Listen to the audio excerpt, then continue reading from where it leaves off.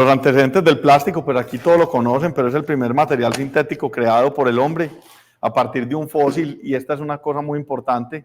Al ser un fósil era materia orgánica, lo que quiere decir que en la superficie terrestre en algún momento quedaron los restos ya fuera de plancton o de animales, de ballenas, de dinosaurios, lo que sea, y eso se convirtió en un fósil. En este caso le tocó ser petróleo, hubiera podido ser un diamante, no le tocó esa fortuna, le tocó ser petróleo, y ese petróleo tiene una característica, es que luego el hombre lo polimeriza, lo que veremos más tarde, pero conservará siempre algo que es importante, las cadenas de carbono e hidrógeno. Y las cadenas de carbono e hidrógeno lo que significan es que es materia orgánica. Siempre será materia orgánica con potencial de liberar energía.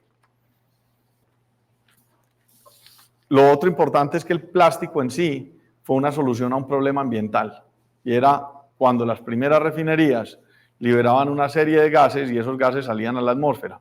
Encontraron la forma de condensar esos gases y de convertirlos en monómeros. Esos monómeros fueron los que luego polimerizaron y nos volvieron los plásticos que tenemos hoy en día. Nosotros tenemos que ser también como el alcohólico, y es, si nosotros no reconocemos que somos el problema o parte del problema, nunca vamos a ser la solución. Y si somos simplemente los que nos hacemos los locos, los que no pensamos en que nosotros también tenemos parte de la responsabilidad sobre el ambiente, el medio ambiente, pues entonces nosotros al final lo que vamos a ser castigados. Tenemos que entender que el plástico es el material más maravilloso, el que menos consume energía, el que menos consume agua. Es un producto que tiene menor huella de carbono en general que la mayoría de los demás productos que compiten, pero sin embargo es un producto que perdura en el tiempo en los sitios de disposición final. Y por lo tanto, si el hombre, el ser humano, no organiza bien su cadena de recolección, de reutilización y de reciclaje, pues vamos a tener unos sobrantes que llegan a donde hoy en día están llegando. Por eso dicen que para el 2050 va a haber más desechos plásticos en los océanos que peces en el mar. Pues claro, estamos sobrepescando los mares mientras le tiramos plásticos y le tiramos otros desechos. Ojo, el plástico también tiene una gran ventaja que no tienen los demás desechos. Los demás desechos son pesados. El plástico tiene una característica muy especial, y es que es el material más liviano pero más fuerte a la vez conocido por el hombre. Tiene la relación peso-resistencia más grande que existe. Por lo tanto, es muy liviano pero resiste mucho. Entonces, ¿qué hace? Que flota. Y no solo flota en el mar, como vemos en la presentación, flota en el suelo, flota en la tierra, flota en todas partes. Siempre habrá materiales que tienen más densidad, que bajan más, y el plástico lo veremos en la superficie. Cuando eso pasa, tenemos muchos otros materiales como el metal, el cartón, el papel, otros materiales que son más pesados y son maravillosos también. Todos los materiales son maravillosos, cada uno para su uso específico, pero esos, cuando se van, por ejemplo, al mar, o se entierran en la tierra, valga la redundancia, pues son productos que no los recuperamos. El plástico lo podemos sacar porque flota. Los otros van a quedar en el fondo del mar, y aunque creamos que no están contaminando, aunque los legisladores no piensen en ellos, pues de todas maneras están contaminando, y posiblemente muchísimo más que el plástico. Otra cosa que es importantísimo, voy a avanzar en esta diapositiva y después voy a volver aquí. Nosotros, digamos que estamos hoy en estas vicisitudes, sobre todo porque tenemos una serie de legisladores que son excesivamente creativos, que se han dedicado a resolver un problema complejo de la humanidad, y es cómo vivimos hoy en las ciudades, cuánto nos acumulamos en un mismo sitio, cómo necesitamos preservar los alimentos, cómo necesitamos cargar el mercado, y que encontramos una solución que no fue un capricho, no fue que alguien un día dijo, vea, yo voy a inventarme una bolsa plástica porque es que me quiero tirar en el medio ambiente. No, eso no fue así.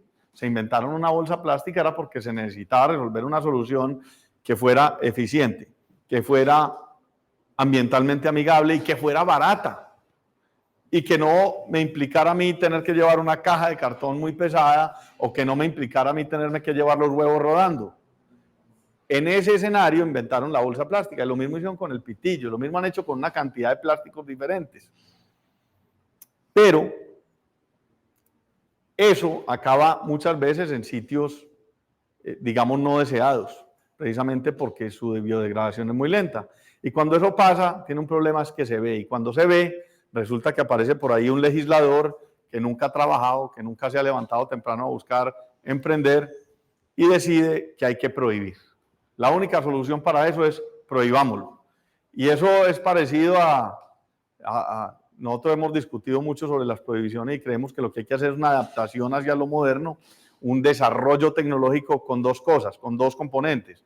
Uno, con conciencia, pero también con ciencia, porque la ciencia es la única que nos lleva hacia el desarrollo verdadero, hacia la solución verdadera. La prohibición nos puede llevar precisamente a un activo ambiental que es prohibir algo, pues el plástico, el papel, lo que usted quiera prohibir, pero eso lo van a suplir con algo distinto.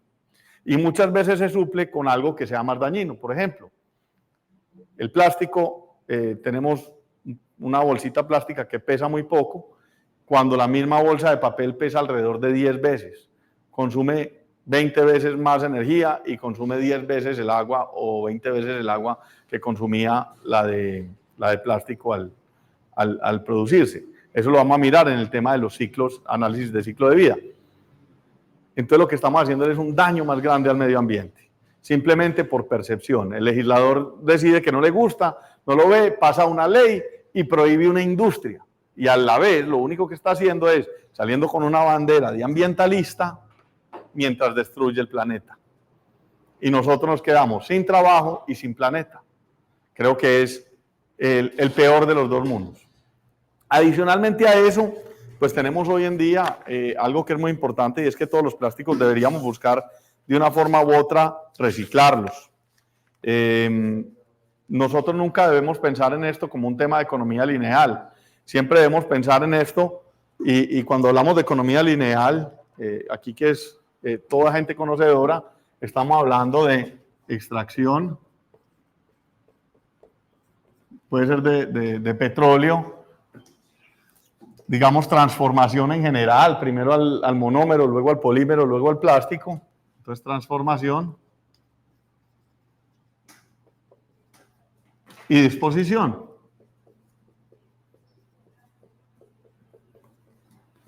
No, nosotros no queremos eso, nosotros queremos una economía realmente circular, pero entonces que sea la extracción, transformación,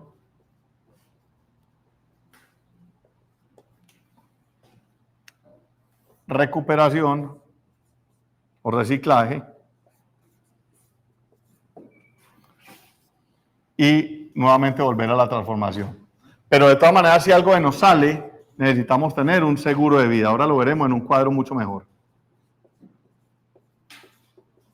que implique que esta disposición, en caso de ser mal hecha, pues se integre nuevamente al medio ambiente.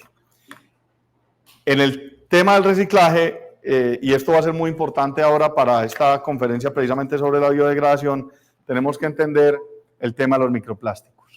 Hoy nos dicen a la industria que es que hay muchísimos microplásticos y dicen que es culpa de la industria plástica en general. No hay nada más lejano.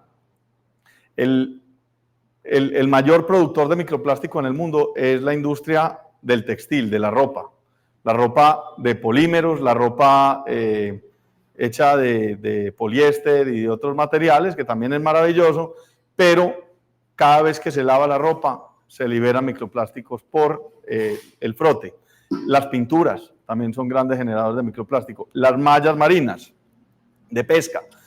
Y hay otro problema que todos lo tenemos que entender, y este es un artículo de Beyond Plastics hecho también por la Universidad de Oxford, que dice que un porcentaje importante de entre el 6 y el 13% del plástico en el reciclaje se puede convertir a veces en microplástico.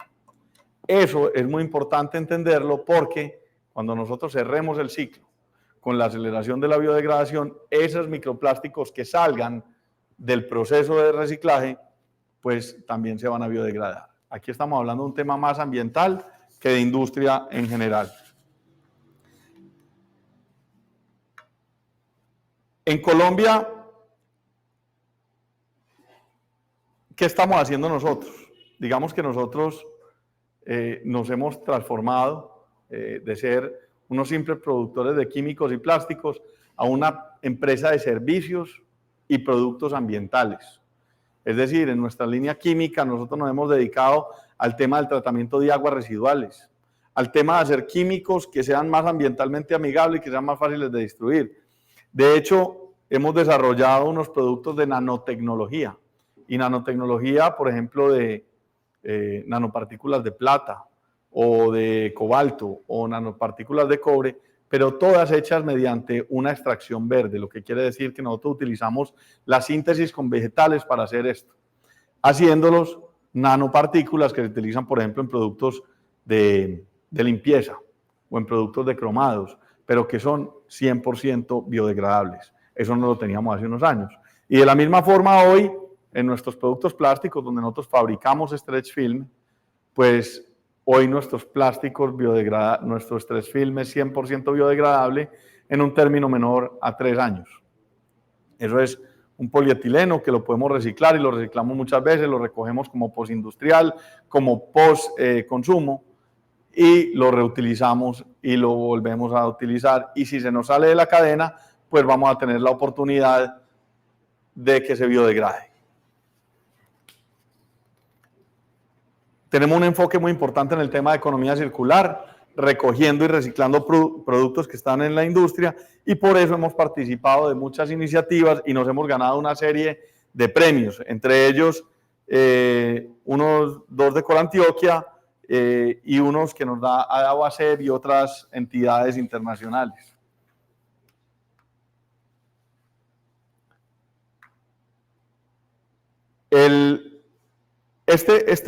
Este cuadrito que les tengo aquí es precisamente la forma en que nosotros vemos la economía circular. La forma en que nosotros vemos la economía circular. Nosotros tenemos en la esquina izquierda lo que era, y realmente son varios círculos de economía circular, por así decirlo. Porque normalmente lo vemos simplemente como el polímero, la bolsa, o el pitillo, o lo que sea que tengamos, o la bolsa de leche, el reciclaje mecánico y volver otra vez a la bolsa o volver otra vez al producto. Aquí lo que estamos diciendo es que hay varios ciclos de economía circular. Entonces vamos, desde el plancton, donde lo vemos, plancton, animales, etcétera, se convierte en un fósil, luego se vuelve estireno o etileno, y de ahí, me disculparán,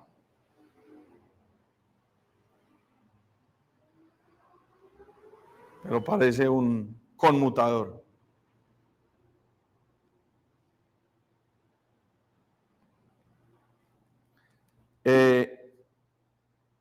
Entonces, tenemos el estireno, el etileno, y de ahí pasamos al polimerizado. Ojo que esto es muy importante, porque aquí es donde las cadenas de carbono e hidrógeno que hay en el fósil se vuelven impermeables. El problema para que los plásticos se biodegraden en 500 años, y no en 1 o en 2 o en 3, no es otro que su impermeabilidad. Y cuando el producto está completamente impermeable, completamente seco, los microorganismos, los microbios no pueden ingresar a las cadenas de carbono e hidrógeno y comérselas como deberían comérselas. Entonces, se vuelven impermeables cuando se polimeriza y se vuelve poliestireno, polietileno, PET, PP, nylon, etcétera. ¿Cierto? De ahí se convierte y se vuelven bolsas o sacos o botellas o de pillos o lo que sea. Y ahí es donde vemos ese primer circulito. Ese circulito negro que vemos ahí es el primer ciclo de economía circular, el más popular que hay, el más popular que conocemos, y ahí tenemos el reciclaje mecánico. El otro círculo que está por encima, que es el círculo rojo, es el reciclaje químico, donde volvemos los productos terminados a un monómero, y de ese monómero volvemos a empezar el proceso. Y por último, lo que yo les contaba es el otro circulito, que está a mano izquierda, y ese circulito es ¿qué nos pasa si el producto se sale de la cadena de reciclaje. Ojo que eso es lo más importante de todo. Si se sale de la cadena de reciclaje, si el producto se sale de la cadena de reciclaje, pues atrae microorganismos que lo digieren, retornando al medio ambiente.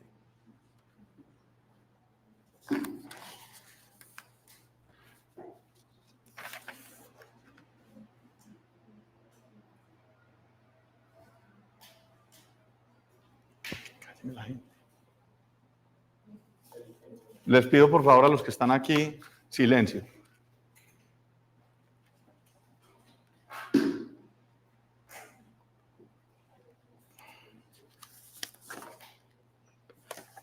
Actualidad y alternativas para la ley 2232. Prohibición de plásticos de un solo uso. Entonces, la ley 2232 trae consigo unas alternativas sostenibles, las cuales, en conjunto con Acoplásticos, a través de la Cámara Ambiental del Plástico y Acoplásticos, con muchas personas que trabajamos en ellas y con los legisladores, llegamos a que teníamos una prohibición per se, una prohibición completa de todos los plásticos de un solo uso. Y resulta que nosotros tuvimos la oportunidad de frenar esa ley y decidimos que era mejor hacer unas alternativas que pudiéramos cumplir como industria. Y entre esas 4 alternativas está el análisis del ciclo de vida, que es determinar si un producto desde que es extraída la materia prima hasta que se desecha, comparado con sus alternativas, es más eficiente ambientalmente o no. 2, el uso del 100% de material reciclado, ¿cierto? 3, tener productos reutilizables. 4, la biodegradación. Esto quedó incluido en la ley 2232 de prohibición de plásticos de un solo uso. Luego hemos tenido una serie de problemas con la reglamentación, pero digamos que eso ya viene en proceso de desarrollo. Y adicionalmente a eso, pues, todo pensamos que es un ciclo de economía circular, que es donde están incluidas una serie de agrupaciones de personas, porque esto, sin todos los stakeholders, no funciona. El gobierno, la industria, la educación, los gremios, las personas, porque al final de cuentas, esto nunca va a funcionar si no tenemos un buen sistema de recolección de basuras. Nuestro enfoque, siempre hemos dicho, es la biodegradación, porque estamos convencidos de que toda la industria está enfocada en el reciclaje y en la reutilización. Son materiales valiosos, que valen dinero, que son importantes para nosotros, para el ser humano, pero, mientras tanto, también dejamos una parte que no recogemos. Y en esa parte, pues, hemos pensado en muchas cosas. Entre ellas, al principio se usaron unos materiales alternativos, pensando que eran más ecológicos que el plástico. De hecho, hay mucha gente que todavía los usa, nosotros no tenemos oposición a ellos, que son biopolímeros, etcétera. Pero nosotros tenemos la visión, desde los científicos que tenemos, que eso compite con varias cosas. Uno, con la seguridad alimentaria del ser humano, porque hay que cultivar papa o yuca o lo que sea para hacer plásticos, cuando en vez de hacer arepas o hacer otro tipo de cosas. Por otra parte, también hay que utilizar una cantidad de maquinaria para hacer lo que la Tierra hizo durante millones de años, con temperatura y presión, y convertirlo en un polímero. En este caso nos toca hacer el polímero de cero mediante intervención humana. Entonces, eso es importante. Y adicionalmente, tampoco se biodegradan solos en la mayoría de los ambientes, sino que tienen que ir a un compost industrial. Por eso nosotros nos hemos enfocado mucho en los aditivos que aceleran la biodegradación del plástico. Luego de un estudio muy grande, muy importante con la gente que tenemos dentro de nuestras áreas químicas, hemos encontrado que este tipo de aditivos son la solución más sencilla, porque no es sino poner un aditivo al plástico que ya tenemos. No hay necesidad de hacer cambios en la tecnología industrial, por así decirlo, ni cambiar extrusoras, ni inyectoras, ni nada, simplemente se agrega un poquito y hace que el plástico se comporte como era originalmente su materia prima, o sea, como era ese plancton o eran esos animales, y que esa materia orgánica vuelva a comportarse como tal. Y por último lo digo, como lo he dicho 100 veces, la única biodegradación viable es la que no rompe la cadena de economía circular y se acciona en ambientes de disposición final. Si se me acciona un producto o se me fragmenta, porque yo lo tengo aquí, digamos estas gafitas son plásticas o este lapicero es plástico, si él tuviera un aditivo de estos enzimáticos y yo lo tuviera aquí y se me empezara a fragmentar, estoy incumpliendo mi propósito de la reciclabilidad. Pero si yo lo entierro aquí con esta matica y en ese ambiente atrae los microorganismos y los microorganismos lo empiezan a comer, pues eso es lo que yo estoy buscando. Eso es lo que necesitamos. Y por eso estamos buscando que se cumplan las siguientes normas, que digamos que están dentro de la ley 2232, no específicas, pero digamos está abierto el espacio, donde la D5511 es un test de medida anaeróbica, y anaeróbica es que está en un sitio donde no hay contenido de oxígeno. Y en esos ambientes hay 600 tipos de microorganismos hoy conocidos que se comen los plásticos. La ley 5526 también tiene que ver con vertedero, condiciones aceleradas de plásticos en vertedero, a cielo abierto por lo general. La ley 5338 es la base de la 6400, pero no tiene una determinación específica de tiempo.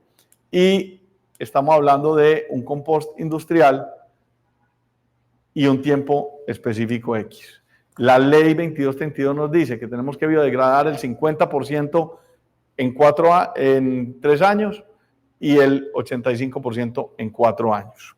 Y eso todo se puede cumplir con este tipo de tecnologías, con estos aditivos nuestros. Vuelve y juega. Aquí tenemos nuevamente nuestro círculo de economía circular y es cómo se cierra el ciclo con el aditivo. ¿Cómo se cierra el ciclo con el aditivo? Es muy sencillo. En donde vimos ahorita el circulito izquierdo, si tenemos el aditivo, lo único que vamos a lograr es que este lapicero o esa bolsita plástica que tiene un aditivo Biosustainable o Biosphere o algún otro, que esperamos que sean estos, pues va a convertirse en materia orgánica y va a liberar gases, agua y CO2, igual como haría cualquier otra materia orgánica. Nosotros tenemos la solución encargada de acelerar la biodegradación natural de los plásticos. La podemos utilizar en todos los plásticos que nos podamos imaginar y, como les digo, es una alternativa sostenible que está dentro de la ley 2232. Sirve para todos los productos de polietileno, de polipropileno, de poliestireno. Sirve para PVC, sirve para PET, sirve para las poliamidas y no afecta ninguna de las funcionalidades, ni mecánicas, ni químicas, ni de barreras, ni de apariencia, no afecta absolutamente nada. La mayoría de estos casos y la mayoría de estos productos se utilizan aditivos que van al 1% de la formulación. Y lo único que hacen estos aditivos, puede que me adelante en la presentación, pero lo que hacen estos aditivos es que permiten o atraen los microorganismos para que los microorganismos lleguen a la superficie del plástico, generen enzimas y cuando generan, ojo que no, al decir aditivos enzimáticos, no es que el aditivo tenga enzimas, es que reacciona a las enzimas producidas por los microorganismos, que es como una saliva. Esa saliva, vamos a ponerlo de forma coloquial, nos invitan a un almuerzo y si el almuerzo está maluco, nosotros no nos sentimos atraídos al almuerzo y lo vamos a dejar. Si el almuerzo está bueno, nosotros vamos a empezar a sentir olor, eso nos va a atraer más cerca del almuerzo, vamos a empezar a salivar y eso es lo que pasa con los microorganismos. Ellos se sienten atraídos, empiezan a secretar esas enzimas, como esa saliva, y esa saliva reacciona con el polímero y ese polímero abre como unos orificios, se expande un poco, por ahí entra agua y al entrar agua en un proceso de hidrólisis, los microorganismos pueden entrar a comerse la superficie del plástico. Ojo, muy importante, la superficie del plástico. Se lo van comiendo como una cebolla, capa a capa, capa a capa. Primero una capa, después otra capa, después otra capa, después otra capa. Hasta el punto, y ojo a esto, que no genera microplásticos. Hay las pruebas de que no genera microplásticos. Y que si yo llevo el 20 o 25% de biodegradación en un relleno sanitario o en el mar o en donde sea y saco de ese ambiente la bolsa o este lapicerito, pues lo que me queda lo puedo volver a reincorporar a la cadena. ¿Por qué? Porque se comieron solamente las capas y esto solamente funciona en ambientes donde haya colonias de microorganismos. Cuando hablamos de colonias de microorganismos es donde haya muchos microorganismos. Maduro diría millones y millones de microorganismos. Ahí es donde funciona. En el resto de sitios no funciona. Estimula, como decíamos, estimula la colonización de la superficie del plástico por bacterias, no genera microplásticos, sin químicos ni catalizadores. ¿Cómo funciona? Se encarga de estimular las bacterias con el fin de que éstas colonicen la superficie. Estas, cuando colonizan, generan esas enzimas, producen esa hidrólisis, empiezan a comerse las capas y se la empiezan hasta que terminan de comérselo completamente. Ojo, pasan dos cosas. Hay dos ambientes, aerobio o anaerobio, en presencia de oxígeno o sin oxígeno. Cuando no hay oxígeno, se generan tres cositas. Metano, igual que hace cualquier animal en un proceso digestivo, agua y biomasa. Y cuando hay presencia de oxígeno, como puede ser en un compost industrial o en un compost casero, pues se genera otra cosa que es CO2, agua y biomasa.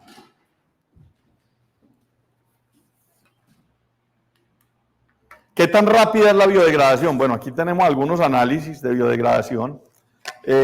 Digamos que nosotros tenemos hoy en día pruebas que demuestran que tenemos entre el 3 y el 5% de biodegradación por mes en los distintos ambientes, 5338, 5511, y para los distintos polímeros. Cada polímero es diferente y unos se mueven más rápido que otros. ¿Por qué? Porque pueden tener o menor densidad o mayor densidad, o porque pueden tener, digamos, más dificultad o más dureza, por así decirlo. Entonces, vemos que, por ejemplo, el polipropileno es un poquito más lento que el polietileno, pero tampoco son cosas que sean significativas. Y no es nada que no se pueda corregir con un poquito de adición de más aditivo, dependiendo de la necesidad. Para Colombia, hoy estamos muy bien para cumplir con la ley 2232. En esta gráfica que vemos, por ejemplo, tenemos varios materiales. Tenemos el que más rápido se biodegrada, que es el PET, que va supremamente rápido. Cuando nosotros miramos esto, cuando hacen las pruebas de biodegradación, ¿qué hacen? Cogen unos tubos de ensayo, haga de cuenta este vaso. Todos los que estudiamos en algún momento química en la vida, en el colegio o en donde sea, sabemos, un tubo de ensayo. Y se toman 3 muestras. Entonces, por decir algo, se cogen 3 muestras de una bolsa sin aditivo, 3 muestras de una bolsa con aditivo y 3 muestras de celulosa microcristalina, lo que es una celulosa proveniente de un árbol, y esa celulosa se sabe que se biodegradar. Y por eso aquí hay una curva que es la primera de la izquierda, la más empinada, que dice POS, o sea, positive. Ese se sabe que es la celulosa y eso se gradúa como el 100% cuando se aplana. Las otras son los plásticos y la de abajo, la que no se biodegradó nada, la que está azulita, esa es la negativa, o sea, el plástico sin aditivo. Entonces ahí vemos cómo se biodegrada el producto y estamos viendo que más o menos en 600 días, 650 días, casi que todos los polímeros se nos han biodegradado. 650 días, estamos hablando de 2 años, algo que es muchísimo más rápido que digamos lo que hoy tenemos. Muy bien. Ahorita me guardan las preguntas. Estos son más pruebas de biodegradación.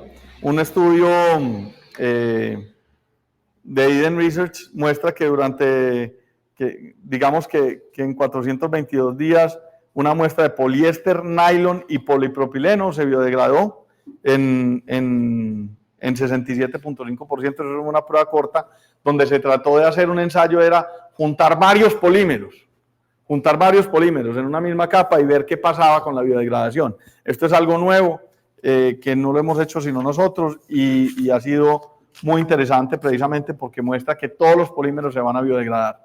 Estamos esperando que concluya esa prueba. Aquí tenemos, por ejemplo, para cepillos de dientes, que es una cosa bien gruesa y donde tuvimos una biodegradación en 924 días. Tenemos para bolsas plásticas de polietileno a mano derecha, donde en 856 días, una de las primeras pruebas que se hizo, ya hoy vamos mucho más rápido. Hoy en día tenemos unas pruebas andando en laboratorios certificados por la ONAC, que tenemos el 12% en 90 días. Esto es una prueba hecha por un colectivo de un colectivo ambiental en Colombia que hizo una prueba de 120 días en un laboratorio que se llama MIG, y en esos 120 días lleva 35.71%, una bolsita plástica de punto de venta. Creo que es muy valioso. Aquí tenemos una serie de pruebas que se están haciendo en este momento en el Eden Research, no, en el Eden no, en Intertech, que es un laboratorio aprobado por la ONAC, o sea, con acuerdo de reconocimiento con la ILAC y con la ONAC,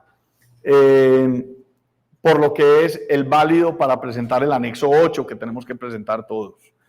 Este resultado me da, y este lo hicimos con dos aditivos diferentes, uno es con Biosphere al 1%, que tiene el 9.19% en la prueba ASTM 5511, o sea, relleno sanitario. Tiene, que es una prueba muy compleja, una prueba muy importante, 9.19. Hicimos otras dos pruebas en 5338 composta industrial, donde llevamos 12.69% y 9.7% en 90 días. Esto, extrapolándolo, nos quiere decir que en menos de 2 años vamos a tener biodegradación por encima del 85%, que es lo que ha exigido la ley. Y esto hoy, como lo está requiriendo el Ministerio del Medio Ambiente, es suficiente prueba para adjuntar en este momento, el 24 de junio. Precisamente esta es la preparación y este es el documento que se necesita para presentar el 24 de junio y poder seguir haciendo plásticos biodegradables. Soluciones personalizadas, es lo que proveemos. El aditivo mantiene la funcionalidad, apariencia y durabilidad, reciclabilidad y asequibilidad, mientras se vuelve biosostenible. Sirve para todo, no vamos a seguir con eso. Las ventajas de la biodegradación enzimática sobre otros tipos. Los aditivos enzimáticos permiten que los plásticos sean reciclados de manera efectiva, contribuyendo a la economía circular. Otros aditivos no siempre son compatibles con los procesos de reciclaje. ¿Por qué? Porque fragmentan los productos. Y además de eso, hay otros aditivos que también están prohibidos. Biodegradación acelerada. Los aditivos enzimáticos aceleran la descomposición del plástico mediante la acción de enzimas específicas, reduciendo significativamente el tiempo de biodegradación. Otros aditivos dependen de factores externos como el oxígeno, la luz ultravioleta, el calor, para iniciar la fragmentación, afectando el proceso de recuperación de plásticos y aumentando la generación de microplástico en el ambiente. También esto tiene residuos no tóxicos, es decir, una de las cosas importantes es no metales pesados, lo dice la ley, no puede tener metales de interés y estos plásticos con estos aditivos no lo tienen. Si lo tienen es porque lo traían en alguna otra cosa que hayan utilizado, pero en general no lo tienen. Tenemos todas las pruebas de eso y eso pues hoy digamos que es muy importante porque es la última prueba, no podemos tener níquel, cobalto, zinc, etcétera, y eso que la ley se equivoca al no haber metido unos mínimos, por ejemplo, de zinc. Entonces, cumplimos con todo eso. Y ya estos son una serie de preguntas rápidas que yo creo que por el tiempo que tenemos debíamos pasar a las preguntas y avanzar. Por ejemplo, aquí hay cosas importantes y es, ¿funciona con todo tipo de plástico? Sí. ¿Cambia el rendimiento del plástico? No. ¿Requiere cambios en los equipos de fabricación? No. ¿Afecta la vida útil? No. Y es de calidad alimentaria. Yo los invito y les agradezco por el espacio y que pasemos a las preguntas que ustedes tengan para que, digamos, resolvamos el resto de inquietudes. Perfecto, Cristian. Muchas gracias. Empiezo a leerte las preguntas. La primera pues yo no voy a oír. Cristian, pregunta del producto sí. Aparte de bolsas, sacos, botellas, cepillos, bandes y vasos. A ver, voy a empezar por lo siguiente. Ahí hay dos preguntas. Ahí hay dos preguntas en una. Si es compostable, sí. Ojo, nos han dado un sofisma y eso fue por una empresa específica que se dedicó a producir un producto y a sacar una norma para los 180 días, que es la 6400. El compost, lo que pasa en un compost es una biodegradación acelerada en un ambiente controlado. Ojo, eso es un compost. El compost es un sistema de biodegradación. Punto. Y eso, el compost en sí, por eso existe la norma 5338, el compost en sí no exige que haya un tiempo específico. Entonces, que vaya a cumplir la 6400 en 180 días, no necesariamente habría que ver el producto específico y de pronto en algunos productos de PET lo podríamos lograr. Pero en términos generales lo que logramos es que en un compost industrial, o sea, es compostable y se composta entre el 3,5 y el 5% mensual, demorándose más o menos 1,5 a 2 años en un compost completo. Otra pregunta, porfa.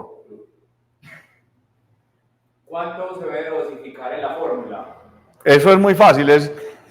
La regla de dedo es el 1%. Esto se ha diseñado precisamente para que el costo no se salga del control. O sea, lo que se ha buscado con estos aditivos es, que es el otro problema de otras tecnologías, es que el producto plástico cuando se reemplace, no se reemplace por un producto que sea 4, 5 o 6 veces más costoso. Lo que estamos buscando es que sean productos que valgan muy poquito más. Y en este caso se dosifica al 1% casi todos los escenarios. Hemos tenido un par de escenarios en México y en otras partes donde han necesitado una biodegradación más acelerada, donde se ha dosificado el 2% o inclusive el 3%. Pero para Colombia, hoy, en las necesidades que tenemos, el 1% debe ser suficiente. Y eso debería incrementar el costo de una forma, impactar el costo muy poco comparado con las alternativas. ¿Quién presenta el formulario 8 del decreto 0806? 03, perdón. ¿El que produce el aditivo o el que produce el plástico de un solo uso que fue prohibido? El anexo 8 lo debe presentar el que produce el plástico. Obviamente lo acompañamos y le pasamos toda la evidencia que hoy en día necesita para eso, pero lo debe presentar el fabricante del producto plástico de un solo uso. ¿Tiene un certificado 5511 y dónde son las pruebas? Tenemos dos cosas. Una, porque esto ha cambiado mucho. Digamos que en el tiempo ha cambiado mucho. La ley, o digamos la reglamentación de la ley, se equivocó al exigir lo que era imposible de exigir. Y es decir, pone unas condiciones que nadie conocía y obligaba a cumplir esas condiciones en menos de un año, al 24 de junio, ¿cierto? Al 24 de junio de este año. Sin embargo, ha habido una evolución sobre ese tema y hoy en día hay que presentarlas de forma informativa y donde la ideal sería mostrar las pruebas concluyentes que se hicieron antes de en laboratorios no certificados y las pruebas todavía no terminadas, pero que están en proceso en laboratorios acreditados por alianzas internacionales o por alguno de los que ya hace 3 o 4 meses se certificaron en Colombia. En Colombia ya hay uno certificado y por fuera, por ejemplo, los que nosotros tenemos, estamos corriendo y vamos a correr hasta el último de los días de forma grupal para la industria colombiana, es en Intertech Total Quality, que es un laboratorio inglés que está por todas partes del mundo. ¿Hay laboratorios en Colombia que puedan hacer este tipo de pruebas y que estén certificados? Hay uno ya, se llama... Ay, hombre, se me olvida, pero ya les digo, denme un momentico y les digo, pero sí hay un laboratorio ya certificado en Colombia, que se llama AUXLAB. Y también hay otros laboratorios en el exterior con los cuales hoy tenemos convenio. Entonces, si alguien desea hacer una prueba, mandarla a correr en un producto específico, no es sino que se contacte con nosotros y nosotros le hacemos el link con ese laboratorio le va a dar un precio especial y una capacidad especial con todas las certificaciones posibles. ¿Afecta la recuperación del plástico el agregar este aditivo? Lo hemos dicho varias veces, no afecta la recuperación, se puede reutilizar, solamente se empieza a biodegradar cuando llega a ambientes de disposición final, donde haya colonias de microorganismos. Aquí en el ambiente normal, en el shelf, en la estantería, en el uso, nunca le va a pasar absolutamente nada. No cambia las fuerzas tensiles, no cambia las propiedades mecánicas. ¿Alguna pregunta más? Bueno, entonces, yo lo que los quiero invitar es, si tienen interés en el tema de la aceleración de la biodegradación del plástico, sea por normativa, ojo, o que sea como nosotros lo hicimos en su momento, por convicción y por deseo de hacerle una contribución al medio ambiente, al país y al planeta, búsquenos. VICSA está dispuesta, Ecovic, nuestra marca de productos ambientales, está a la orden. Tenemos un equipo de personas capacitadas, de técnicos, de químicos. También tenemos un aliado nuestro que es Nexu Group en los Estados Unidos, que está atendiendo Centroamérica, el Caribe, y que hoy en día estamos en la capacidad de ofrecer estos aditivos en cualquier parte del mundo. Queremos invitarlos a que conozcan la tecnología, a que vean que esta es una gran alternativa para el medio ambiente, que planeta no tenemos sino uno, y este es el único que podemos conservar. Ese cuento de vivir en Marte, eso está muy lejano, y además de eso, pues tampoco provoca. Entonces, cuidemos este planeta, búsquenos, estamos para ayudarles, para servirlos, para acompañarlos, para que cumplamos la ley de Colombia, pero que también salvemos el planeta mientras seguimos haciendo plásticos. Muchísimas gracias a Ecoplásticos por esta invitación. Ha sido un gusto para mí, un honor estar con ustedes. Bueno, Cristian, muchísimas gracias. Gracias a VICSA por esta interesante conferencia que cierra nuestra primera jornada de Semana del Plástico. Esperamos contar con su presencia el día de mañana. Iniciamos conferencias desde las 8 de la mañana. Muchas gracias a todos nuestros asistentes. Que pasen una feliz tarde. Los voy a matar, los voy a matar. Respeten, en serio. ¿Cómo le ocurre ponerse a hablar por allá atrás? No, ¿cómo que no? No, respeten, en serio, pues. Si vamos a hacer una cosa profesional, la hacemos profesional. Y si no, no.